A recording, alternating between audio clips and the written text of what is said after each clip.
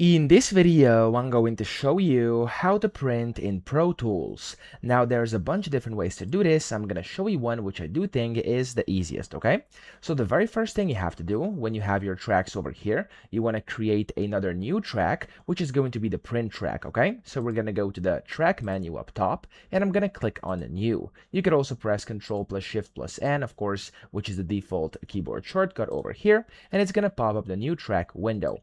Now in here, you want to create a new track, which is going to be a stereo audio track. So go and click on New here and change it to stereo, and then let it be audio over here, so audio track, and then the name should be whatever you want. I'm just going to name it print, okay? Then you want to click on the create button, and it's going to create a new track down here at the bottom. Now the second step you have to take here is to assign the input. So on the print track, in this case it's our fourth track over here, it's going to be the print track. You have to click on the input selector, so it's over here, input. Now I'm gonna go, and of course if you can't see this, you want to click on this button over here, and then you want to make sure I/O is enabled, okay? Otherwise you won't see this. If for some reason you can't open this menu, you could also go to View, Edit Window Views, and then here you have I/O, which of course is going to enable the I/O view, so the input and output, okay?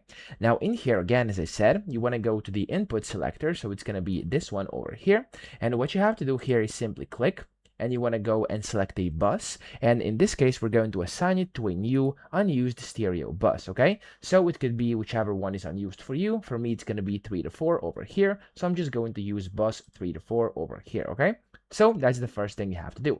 Now the second thing here is going to be, you're going to have to route your mix. So you have to set the output for all your individual tracks which you want to use in your print, of course all the tracks, submixes, or your master fader, to that exact same bus, okay? So on the print track here, we have selected this specific bus as the input, but over here we're going to select all of these as the output on the exact same bus, okay? I hope this makes sense. So we're gonna go to this one, I'm gonna go to output, select the exact same bus, there we go, and I'm gonna go to this one and do the same thing again, so bus 3 to 4, there we go, and then this one, which is the last one in our case here, and of course bus, and then bus 3 to 4. So we have the print track on the input, and then all of these tracks on the output over here, okay? Now what you have to do is basically set the, of course, print output. You want to ensure that output of your print track is routed to your main monitor path, so you can of course hear it. In my case, it's going to be fine the way it is right now.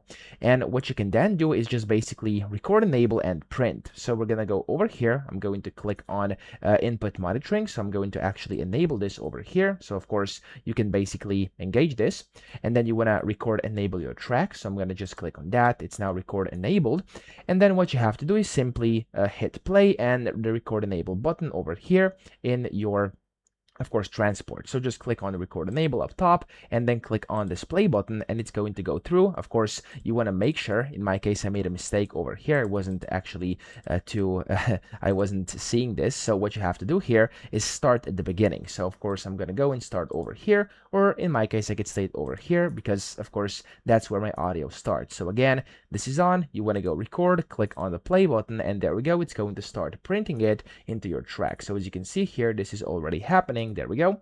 It's going to print all of these here. You basically just have to let the track play down from beginning to end, and when it's done, you can just stop it using this button up top, and you've successfully printed in Pro Tools. Okay, so that's literally all it takes. I hope this video helped you out. If it did, please subscribe to the channel and help me out as well.